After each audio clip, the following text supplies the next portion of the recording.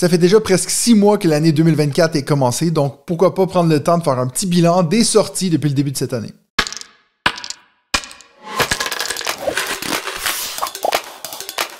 Salut tout le monde, bienvenue à On Joue-tu. Donc comme je vous ai dit dans l'intro de la vidéo, le but de cette vidéo c'est de faire peut-être un petit bilan de cette année 2024 qui pour le moment, j'ai entendu plusieurs personnes dire que c'est pas une année folle en termes de sortie de jeu. Donc moi je voulais séparer cette vidéo-là en 3 parties. La première c'est les surprises et découvertes depuis le début de cette année. Vous allez voir, il y en a pas énormément, mais quand même, il y en a 5 de chaque. Je vais vous donner 5 surprises et 5 déceptions de 2024. Ensuite, on va regarder mes stats depuis le début de l'année. Je sais qu'avant je faisais des vidéos à chaque mois où je vous donnais mes stats des jeux que j'avais le plus joué et tout.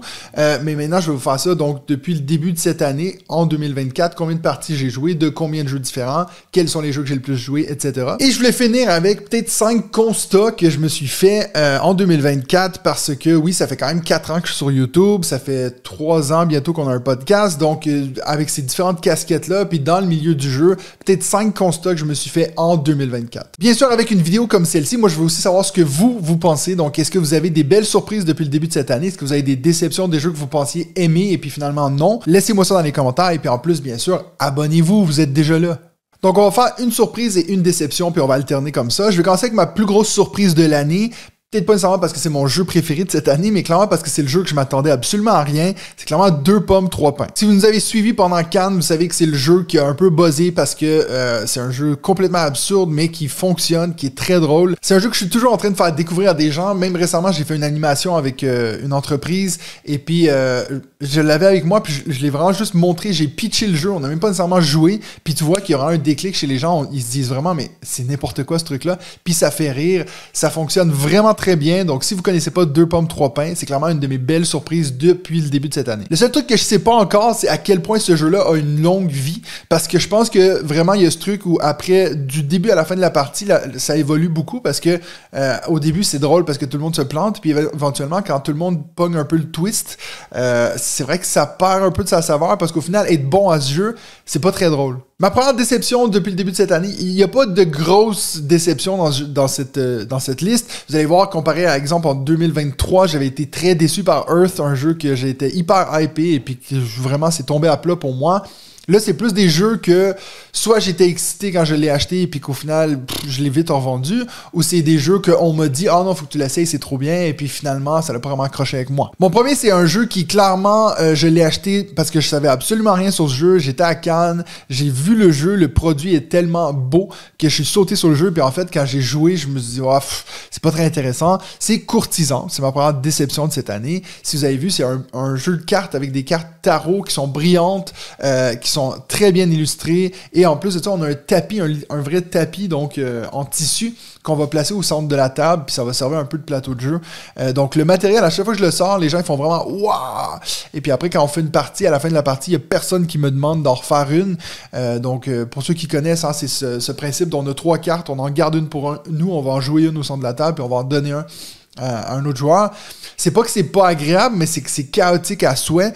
Il y a beaucoup de gens qui m'ont dit « Ah, il faut jouer que à 3 ». Ben alors, mettez 3 joueurs sur la boîte, quoi. Parce que moi, à chaque fois, j'ai joué à 4 ou à 5 et puis ça a vraiment floppé. Un jeu qui est beaucoup plus beau que bon. Ensuite, deuxième surprise pour moi, bon, pas une énorme surprise parce que apparemment tout le monde pensait que ça allait être un banger. Harmony, donc un de mes jeux préférés depuis le début de cette année, c'est un jeu qui fonctionne hyper bien, qui est magnifiquement illustré. Bon, c'est l'équipe de Libellud, donc on savait que ça allait être une claque au niveau du visuel, mais moi je l'ai mis en surprise parce que Dixit, ça n'a jamais trop été ma cam. Quand j'ai vu qu'il y avait donc toutes ces cartes avec les illustrations et tout, je me suis dit, bon, est-ce qu'on va retomber un peu dans cette même gamme-là? Donc quand on me l'avait présenté à Cannes, j'avais pas pu l'essayer d'ailleurs à ce moment-là, mais j'étais pas non plus méga hypé. J'étais comme, ok, bon, ça va peut-être être un jeu plus famille, plus pour enfants presque. Et puis en fait, après mes 2, j'ai fait 4 parties pour le moment. Chaque partie, j'ai envie d'en refaire une directement à la fin. T'as vraiment ce truc je trouve qu'il y a cette satisfaction dans ce jeu d'avoir t'arrives jamais vraiment à faire ce que tu voulais faire, donc t'as toujours envie de dire « Ah non, mais je veux me réessayer pour une autre partie », parce que des fois, il me manquait juste un jeton, puis bien sûr, c'est l'autre joueur qui le prend, et ainsi de suite. Donc, Harmony, pour le moment, une de mes belles surprises depuis le début de cette année. Deuxième déception, un jeu que d'ailleurs je déteste prononcer, parce que je sais pas trop comment le dire, mais AI 100% humain. Donc, ce jeu de draft, bon, vous savez, moi, je suis un grand fan de It's a Wonderful World, grand fan de Seven Wonders. Des bons jeux de draft, j'adore ça, je trouve ça hyper satisfaisant. Bon, j'ai fait qu'une partie parce que H Univers Board Game, donc Anza, il est venu à la maison et puis il y avait le proto, on a fait une partie. Et puis, lui, il me l'a vraiment vendu comme « Ah, c'est trop bien, il y a une belle mécanique originale pour renouveler un peu le jeu de draft. » Et puis au final, à la fin de ma partie, ouais... ok. Moi, je me suis toujours plaint d'It's a Wonderful World qui avait zéro thématique autour de ce jeu-là puis que c'était un peu n'importe quoi. Ben alors, il y a 1000 fois plus de thématiques que dans AI 100% humain. Donc voilà, un jeu que vraiment... Alors là, je le mets dans les déceptions parce que quand on m'a fait le pitch, on a fait les comparaisons à tous ces autres jeux de draft que j'aime, vraiment, je me suis dit, ça va être ma cam, ça va être pour moi. Ben, pas du tout. Au niveau des surprises, maintenant, une autre belle surprise d'une boîte que je m'attendais à rien, que j'ai d'ailleurs juste ici, Marabunta. Franchement, quand on regarde la couve de ce jeu, pas que les illustrations sont pas belles, mais quand tu vois une fourmi avec un petit cupcake qui est en train de regarder d'autres fourmis sur un plateau de conquête de territoire, que vous savez que c'est pas quelque chose que j'aime, quand on m'a envoyé ce jeu-là, je me suis dit, faut quand même que je l'essaye, parce que le matériel est quand même intéressant. On a ces deux plateaux qui se mettent ensemble un peu en casse-tête, en puzzle, et puis ensuite, on va avoir comme c'est un genre de roll and write comme ça. Donc, vous voyez, je trouvais que le plateau était intéressant, donc je me suis dit, bon, pourquoi pas, je l'essaye. Et puis, bah, il est fort quand même, ce Knidia, parce que, pour encore une fois, un jeu que je m'attendais à rien, vraiment très cool, très tendu tout le long. T'as vraiment ce truc de le fait de devoir, donc pour ceux qui connaissent pas, on va tirer des dés et avoir une tuile, et on est obligé de diviser ces éléments-là, donc, et puis ensuite, notre adversaire va prendre un lot et nous, on prend le reste. Donc, il faut essayer de diviser pour qu'il y ait des choses intéressantes des deux côtés. Mais des fois, tu sais que, par exemple, si ton adversaire, il veut tel dé, ben toi, tu vas le mettre de ce côté-ci avec moins de trucs. Comme ça, toi, tu as plus de trucs de l'autre côté. Donc, c'est des décisions qui sont hyper cool. J'ai vu beaucoup de gens... Après, moi, je suis quelqu'un qui joue très vite. Donc, c'est vrai que si quelqu'un attend trop longtemps pour faire son choix, il peut avoir un peu d'analyse-paralyse là-dessus. Je sais que Benji et David, quand ils avaient joué, ils avaient dit qu'il y avait ce potentiel-là. Mais pour le moment, moi, j'ai fait 3-4 parties. Puis chaque partie que j'ai fait, bon, j'en ai fait beaucoup avec Aurel, puis nous, on joue extrêmement vite, donc j'ai pas eu ce problème-là. Mais dans les jeux 2 joueurs depuis le début de cette année, clairement, c'est un de mes jeux préférés depuis le début de cette année. Maintenant, ma déception qui m'a fait le plus mal cette année, pas nécessairement ma plus grosse déception, parce que j'avais entendu pas mal de critiques, pas nécessairement négatives, mais qui vendaient pas du rêve, c'est Slay the Spire. Si vous suivez le podcast, vous savez, je parle énormément de Slay the Spire, qui pour moi est le meilleur jeu de deck building ever, même si oui, je sais que c'est un jeu vidéo, mais si vous avez déjà joué, vous vous rendez compte à quel point c'est juste un jeu de plateau ou un jeu de cartes où il y a l'ordinateur qui compte pour toi, tout. Donc, pour moi, c'est un jeu que j'ai passé énormément d'heures sur le jeu vidéo, et puis j'avais hâte de voir qu'est-ce qu'ils allaient en faire en jeu de plateau. Donc, je l'ai reçu, j'ai fait le Kickstarter, quand on avait fait le podcast avec Simon du Passe-Temps, il nous avait dit, lui aussi qui est grand fan du jeu vidéo, ouais, le jeu de plateau, c'est beaucoup trop de manipulation, beaucoup trop de temps pour au final un jeu qui peut jouer très vite sur console. Ben alors, il y avait raison, quoi. C'est vraiment le problème que j'ai avec le jeu. Le jeu fonctionne. Si vous avez jamais joué à Slay the Spire, le jeu vidéo, ben franchement, si vous jouez au jeu de plateau, je pense que vous allez adorer, parce que en fait, si t'as pas ce problème avec le temps qui est beaucoup plus long, le jeu est vraiment plus lent. La seule chose qui change au final dans le jeu de plateau, c'est que tu peux y jouer à plusieurs. Moi, j'ai joué à 2 joueurs et puis je pense que je voudrais jamais jouer à plus que 2 joueurs. Mais vraiment, quand mon coéquipier jouait, oui, je peux lui dire un peu quoi faire, mais au final, souvent, lui, il faisait ce qu'il voulait, moi, je faisais ce que je voulais, et puis on t'a fini, c'est bon, moi, j'ai fini, ok, on avance. Donc, il y avait vraiment ce côté qui ralentissait le jeu. Et puis, tout le long qu'on jouait, je me disais, j'ai envie d'aller jouer aux jeux vidéo, en fait. Mais le matériel est vraiment cool. J'ai trouvé assez chouette d'avoir ces cartes que tu upgrades en les retournant dans la sleeve. Par contre, ça m'a pris 1h30 sleever le jeu. Alors que vous savez que je suis pas quelqu'un qui aime sleever. 4e surprise, c'est mon Kickstarter que j'ai mis le plus d'argent dedans depuis que je suis sur Kickstarter. J'ai pris une version all-in avec du Sundrop sur les figurines, donc vraiment tout. C'est Foundations of Rome. Pourquoi est-ce que je le mets dans mes surprises? Ben, alors que tu vois, c'est un jeu qui a une 2e édition, donc on pouvait s'attendre à un bon jeu. Alors moi, depuis que je suis sur Kickstarter, donc depuis 3 ans, j'ai, je pense, gardé qu'un jeu de tous les Kickstarter que j'ai backés. Les autres, je les ai tous vendus. Donc, clairement, j'ai pas une relation de amour avec Kickstarter. C'est plus haine, disons. Mais celui-ci, donc, j'avoue qu'avant de le recevoir, je me dis, ouais, je vais faire 2 parties puis je vais leur vendre. C'est souvent un peu le problème de ces grosses boîtes que tu dis, mais je vais pas amener ça chez un pote. Foundations of Rome, en fait, c'est une énorme boîte qui cache un petit jeu. C'est-à-dire que c'est pas nécessairement un jeu compliqué. Ce qui est chouette avec le fait que c'est cette grosse boîte, c'est que la mise en place est faite en 2 secondes parce que vraiment tout le monde a son plateau joueur, tu le poses, tu enlèves juste le plastique par-dessus puis on est prêt à commencer. Donc vraiment, c'est un jeu de placement de tuiles au final, mais là on va placer des figurines. Et c'est un peu de l'enquête, de l'enchère sur les territoires qu'on va vouloir acheter pour pouvoir agrandir notre territoire à nous, en fait. Moi, c'est un jeu que j'aime beaucoup. Ouais, on peut un peu douter sur le fait que c'est un jeu de 2024 parce que c'est une 2e édition. En tout cas, cette version-ci a été livrée au backer en 2024. Donc, je vais le compter dans mes jeux de 2024. Et puis, c'est un autre Kickstarter que je vais enfin garder dans ma ludothèque. Yay! Bon, pour ma 4e déception, je pense que je vais faire de la peine à beaucoup de gens parce que je vois beaucoup de personnes parler de ce jeu-là, un bon petit jeu rapide à 2 joueurs, mais que moi, vraiment pas cliqué avec moi, c'est Solstice. Donc Solstice, ce petit jeu de 2 joueurs de tuiles qu'on va placer pour un peu gravir la montagne de Bruno Catala et de Corentin Lebras. Moi, c'est un duo que j'aime bien parce que Trek 12, c'est un de mes roll and ride préférés, mais celui-là, ça a vraiment pas fonctionné avec moi. J'arrivais pas trop à comprendre l'intérêt du truc de tu prends des tuiles, après ça tu les replaces et puis d'un coup il y en a plus. Je trouve que ça vient vite à ce que tu sais plus trop quoi faire parce que là il y a moins de tuiles et puis tu remplis pas tout à fait. J'ai trouvé ça un peu maladroit et puis pour mes goûts à moi, c'est vraiment pas un jeu que j'ai apprécié. En plus de ça, c'est un jeu que je trouve qui va beaucoup mieux sur BGA et puis même là, j'aime quand même pas sur BGA, mais quand je joue sur BGA, au moins tu vois tout. Là le truc quand tu places tes tuiles et puis tu sais pas tout à fait où tu mets les autres, oui je sais c'est pas vraiment un problème, mais pour moi c'est quelque chose qui a pas vraiment été réfléchi sur comment est-ce qu'on fait ce genre de plateau-là. Et ma dernière surprise de l'année, je le mets là surprise. Pourquoi? Parce que après la première partie, je me suis dit, ok, cool. Et puis, en fait, je me rends compte maintenant que je suis rendu à presque 20 parties, puis j'arrête pas de vouloir le sortir avec des gens. C'est Captain Flip. Donc, Captain Flip qui, je pense, est déjà potentiellement sera nommé, au moins peut-être nommé à l'As d'or l'année prochaine, parce que dans la catégorie famille, c'est un jeu qui fonctionne hyper bien, qui est simple, tu l'expliques en 2 secondes, et puis qui a un peu cette envie de... Tu as un peu toujours ta petite rush d'adrénaline à chaque fois que tu sors une tuile, tu dis « est-ce que je vais la tourner ou pas? » C'est une mécanique qui a l'air plutôt simple, en fait, mais qui, comme je dis, qui fonctionne très bien. Je l'ai sorti avec plein de gens. C'est vrai qu'à 5, c'est un poil lent avant que le sac te revienne, mais... à 2, à 3, à 4, c'est un jeu qui marche hyper bien. Moi, j'aurais juste envie d'avoir 12 petits plateaux de plus pour pouvoir jouer, parce que là, j'ai l'impression que j'ai un peu fait le tour des 4. Mais en plus de ça, quand je dis 20 parties, ça compte pas les centaines que j'ai fait sur BGA, parce qu'à 2 joueurs, ça va hyper vite.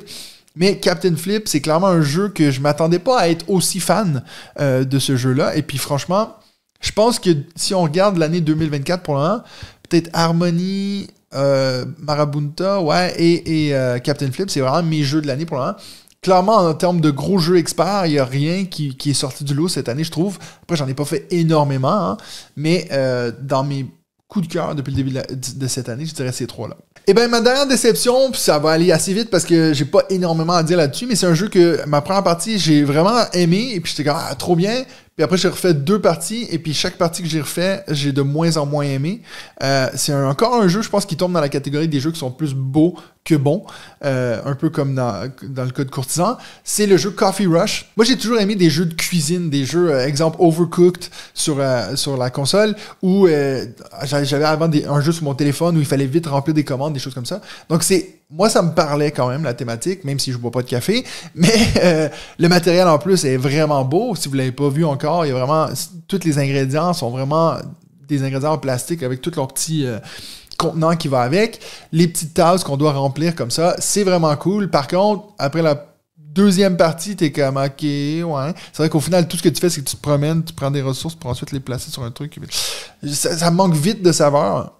J'ai pas fait exprès pour le jeu de mots, mais c'est vrai que ça manque un peu de punch, et puis c'est un jeu que j'ai assez vite revendu. Parce que pour moi, il faut qu'après une 2e partie, tu aies envie d'en faire une 3e. Faut pas que ce soit après 2, non, finalement, je pense que j'ai fait le tour. Ça, c'est déjà pas bon signe. Donc, Coffee Rush, ma dernière déception de cette année.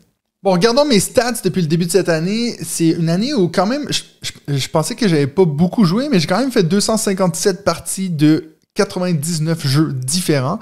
Si on regarde l'année dernière, par exemple, au total, j'ai fait 565 parties de 179 jeux. Donc, potentiellement, il y a moyen que je fasse plus de jeux si je continue à cette cadence-là. Après, c'est vrai qu'il y a quand même eu Cannes au début de l'année, ce qui rajoute énormément au mois de février et au mois de mars, le week-end on joue dessus. Donc, c'est vrai que mes débuts d'année, souvent, je fais plus de jeux que vers la fin de l'année.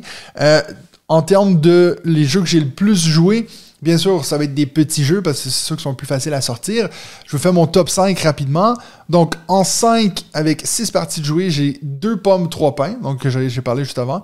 En 4, un jeu qui m'a assez surpris parce que c'est pas mon jeu de l'année, mais clairement, c'est un jeu apparemment que j'aime parce que j'ai joué 9 parties de Little Tavern et Elia et l'éclat de la montagne, je crois, c'est ça, hein, Eila. Donc, ces deux jeux-là, j'ai joué 9 parties, donc une égalité en 4e position. En 3e position, aussi une égalité avec 11 parties de jouer. Captain Flip, que je viens aussi juste de parler, et Nimalia. Donc, tu vois, vous voyez, Captain Flip, j'ai dit que j'ai fait une vingtaine de parties, apparemment pas, j'en ai fait 11, mais voilà, ça c'est vraiment en physique. Nimalia, 11 parties, aussi un jeu que j'adore, mais un jeu de l'année dernière. En 2e position, ben aussi un jeu d'ambiance. So Clover, 14 parties. Je continue de trouver que c'est le meilleur jeu de mots sur le marché en ce moment. Et puis, à chaque fois que je le fais découvrir à des gens, ils adorent, ils l'achètent derrière. Donc, vraiment, je pense que je devrais commencer à avoir un petit pourcentage sur les ventes quand même. Et en première position, mon joutu d'or de 2023. Je sais que c'est pas celui-là qui a gagné, mais mon jeu de 2023, clairement, Trio, 20 parties encore cette année. Donc, vraiment, c'est un jeu que je continue de sortir. Aussitôt que je vois qu'on est 6, je le sors. Et puis, je suis quand même allé regarder c'est quoi mon plus gros jeu que j'ai joué le plus de fois depuis le début de cette année. Frosthaven, on a fait 5 parties avant que qu'on décide de mettre fin à la campagne parce qu'on n'accrochait pas autant qu'on avait accroché avec Jaws of the Lion. Donc ça, je l'ai revendu. Donc voilà, c'est la fin pour Frosthaven et notre groupe. Bon, pas que le groupe est fini, mais cette expérience-là est finie. Bon, je vais vous mettre ici ou à gauche ou à droite, à quelque part, le tableau, comme ça vous voyez. Un truc que je trouve assez étrange sur l'app, c'est que ça dit, pour 11 parties de Captain Flip, 68 heures. Quoi? Et pour finir cette vidéo, je voulais vous faire part de 5 constats que je me suis fait depuis le début de cette année. Ça fait quand même 4 ans que je suis sur YouTube, donc 4 ans depuis le début de On Joue Dessus, c'était au mois d'avril d'ailleurs, donc je viens juste de fêter les 4 ans de la chaîne. On va bientôt être à 3 ans du podcast, donc vraiment, ça fait un moment que je reçois des jeux, que je dois faire des vidéos, qu'on parle de ces jeux-là sur le podcast, que je dois les essayer avec plusieurs groupes et tout. Et il y a plusieurs choses qui ont un peu changé en moi, en joueur, et puis je voulais un peu les partager avec vous. Le premier constat que je me suis fait, c'est pour moi, qualité est plus important que quantité. Et puis vraiment, c'est quelque chose que je me suis rendu compte cette année parce que j'avoue que dans mes débuts sur YouTube, mon but c'était « Ah oui, je veux avoir la plus grosse ludothèque, avoir le plus de jeux, puis avoir le plus de choix de jeux que je peux sortir à chaque fois qu'il y a des gens qui viennent chez moi. » Et puis maintenant, je suis rendu à un point où je suis en train de vendre énormément de jeux pour un peu vraiment garder l'essentiel de ce que moi je trouve plaisant dans ma ludothèque. Je pense que c'est d'ailleurs un constat que l'industrie est en train de se faire parce qu'on voit que le niveau de sortie commence un tout petit peu à ralentir, commence à un peu descendre. Donc, est-ce que tout le monde se rend compte que y a trop de jeux qui sortent et puis on n'arrive pas à bien les développer, justement, et puis les travailler? Je sais pas, mais clairement, moi, je suis rendu à un niveau où je préfère acheter un jeu à chaque 2-3 mois et puis que ce soit un hyper bon jeu que d'en acheter un à chaque semaine et puis de vite les oublier. C'est vraiment quelque chose qui est en train de me redéfinir en tant que joueur. Si je devais mettre un label là-dessus, clairement, moi, je suis plus qualité que quantité. D'ailleurs, c'est un sujet, je pense qu'on va aborder dans le podcast cette semaine, potentiellement. Donc, si c'est quelque chose qui vous intéresse, allez écouter ça. Je pense qu'on va parler de à quel point on a changé en tant que joueur depuis les débuts du podcast, donc les 3 années depuis qu'on fait le podcast. Est-ce qu'il y a des choses qui ont changé? Clairement, chez moi, oui. J'ai hâte d'entendre pour Benji et David. Donc, allez écouter ça. Ça va sortir vendredi. Le deuxième constat que je me suis fait, c'est un constat que je sais depuis longtemps, mais qui s'est vraiment confirmé cette année. C'est que pour moi, être en groupe, c'est beaucoup mieux que jouer en solo. J'étais déjà pas un gros joueur solo, mais j'ai eu des expériences que j'ai fait en solo. J'ai fait un peu de Tainted Grail. J'ai fait aussi beaucoup de Massive Darkness 2 en solo. Donc, clairement, j'étais capable de faire l'expérience solo. Ben, on vient de parler d'Ayla et l'éclat de la montagne. C'est un jeu que j'ai fait en solo. Legacy of You aussi. Donc, c'est des jeux que je pouvais faire. Mais maintenant, vraiment, je suis rendu à un point dans ma vie où je préfère de loin juste jouer à un jeu vidéo ou de regarder un film que de prendre le temps de mettre en place un jeu pour y jouer en solo. La preuve, c'est que, par exemple, même Slay the Spire, le jeu de plateau, je pense que si je l'avais gardé, parce que oui, je l'ai revendu, mais si je l'avais gardé, j'y aurais joué en solo, j'aurais pas sorti ça en groupe. Récemment, on a reçu aussi pour la chaîne, beaucoup d'éditeurs nous ont envoyé des gros jeux narratifs solo. J'ai quasi même pas envie de m'y lancer. Je fais vite une partie un peu pour que je puisse voir le fonctionnement du jeu, mais j'ai zéro envie de m'investir dans ce genre de jeu-là. peut-être que je suis pas fermé à l'idée de faire des jeux narratifs, mais clairement, je les ferai pas tout seul. Et je trouve que c'est pas nécessairement un style de jeu qui se joue bien à plusieurs, mais qui sait, je mets pas une croix là-dessus, mais clairement, des jeux solo, pour moi, c'est pas mal fini.